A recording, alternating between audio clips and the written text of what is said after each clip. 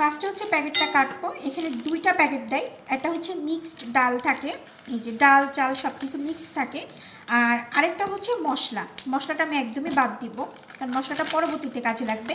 একদম ফুটান্ত গরম পানি দিয়ে আমি এইটা সুন্দর করে ভিজায় রাখবো, ভালো করে একটু মিক্সড করে নিব যাতে দলা না পাকায়। এটা খুব ভালো করে মিক্সড করা হয়ে গেছে, একদম টকবকে গরম পানিতে কিন্তু আমি মিক্সড করছি। এখন এটা আমি ঢাকনা দিয়ে রাখবো, আর ওই পাশে আমি চলে যাব হালিমের মাংসটা রান্না করতে। আমি কড়াইটা বসাই দিয়ে তেল দিলাম, তেলটাও গরম হয়ে গেছে। এখন আমি এখানে দিয়ে দেবো হচ্ছে পেঁয়াজ। আমি কিন্তু অফ ক্যামেরায় পেঁয়াজের ব্রেস্টটা কমপ্লিট করে রাখছি, কারণ ওইটা হালিমের খুবই ইম্পর্টেন্ট একটা জিনিস, পেঁয়াজের ব্রেস্টটা। এখানে আমি অল্প পরিমাণে পেঁয়াজ দিচ্ছি।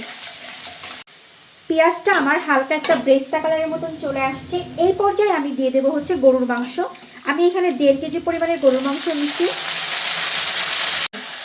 আমি কিন্তু গরুর মাংসটা একদম হাড্ডি সহ নিচ্ছি, হাড্ডি টাড্ডি সব কিছু মিক্স করে নিচ্ছি, বাট চর্বিটা নয় আমার মাংসের ভিতরে। হালিমের ক্ষেত্রে একেবারে সলিড মাংস দিয়ে যদি আপনি হালিম রান্না করেন মজা অনেক বেশি হয়, তবে একটু হাড় থাকলে ভালো লাগে। তাই আমার হাড়ের পরিমাণটা একটু কমই আছে, হয়তো বা 3-4 পিসের মতো। আমি এখানে 1.5 কেজি গরুর মাংস নিয়ে নিচ্ছি। এই পর্যায়ে আমি দিয়ে দিব আস্ত মশলা, তারপরে দিয়ে দিব এই যে প্যাকেটের মশলাটা। যে প্যাকেটটা আমি হচ্ছে একসাথে ছিল দুইটা প্যাকেট, একটা হচ্ছে মশলা, এখানে আমি অর্ধেক পরিমাণে দিব এই যে। আর এই অর্ধেক মশলা আমি রেখে দিব, এটা আমার পরবর্তীতে কাজে লাগবে, পরবর্তী ধাপে লাগবে। এখন এটাকে খুব ভালো করে মিক্সড করে নিব। এই পর্যায়ে আমি লবণ দিয়ে দেবো 1-2 চামচ। এবং এখন খুব ভালো করে মিক্সড করে এটা আমি ঢাকনা দিয়ে ঢেকে দিব 15 মিনিটের জন্য। এখন এর ভিতরে আমি দিয়ে দেবো হচ্ছে আদা বাটা, জিরে বাটা, এবং সাথে হচ্ছে গোলমরিচের গুঁড়া এবং হচ্ছে ধইনা।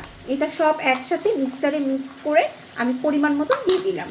এখন দিয়ে এটা খুব ভালো করে কষাই নিব। এই পর্যায়ে দিয়ে দেবো হচ্ছে আমি ঝালের গুঁড়াটাও। আপনারা চাইলে যারা হচ্ছে স্পাইসি অনেক বেশি পছন্দ করেন তারা স্পাইসি দিবেন, যেমন আমরা একটু স্পাইসি পছন্দ করি, স্পেশালি হচ্ছে হালিমের ক্ষেত্রে।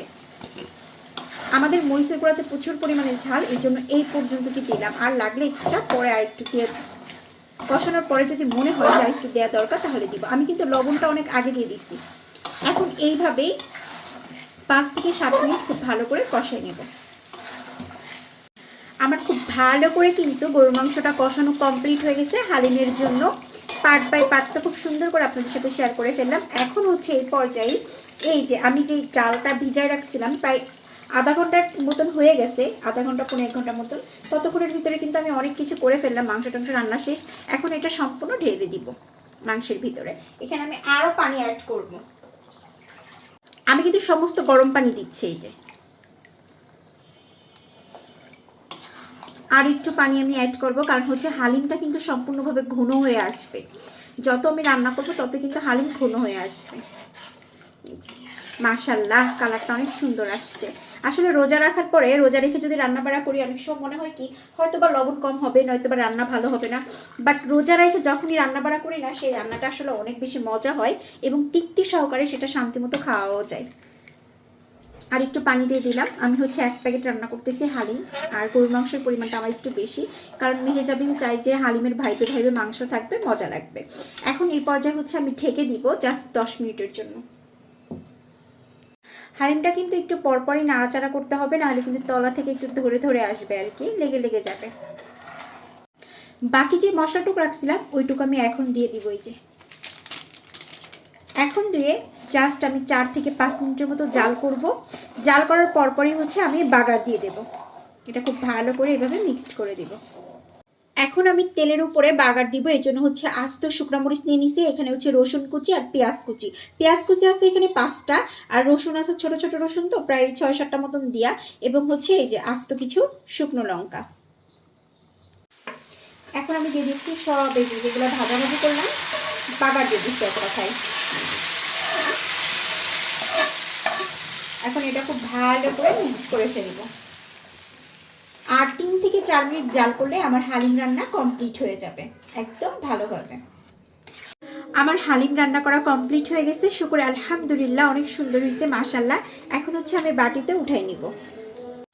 আপনারা চাইলে কিন্তু এই রেসিপিটা ফলো করে চটজলদি তৈরি করে ফেলতে পারবেন হালিম। বাইরে থেকে হালিম কিনলে দেখা যায় ছোট্ট একটা মালসার ভিতরে হালিম থাকে 300, 350, 600 প্লাস এরকম নাই। কিন্তু বাসায় যদি আপনি মাত্র অল্প খরচ আর অল্প সময়ের ভিতরে এরকম একটা হালিমের ইফতারিতে তৈরি করে ফেলতে পারেন, বাসার সবাই মিলে কিন্তু আরাম করে খেতে পারবেন এবং অনেক সুন্দর একটা সময় পার হবে। সবাই ভালো থাকবেন, আল্লাহ হাফিজ।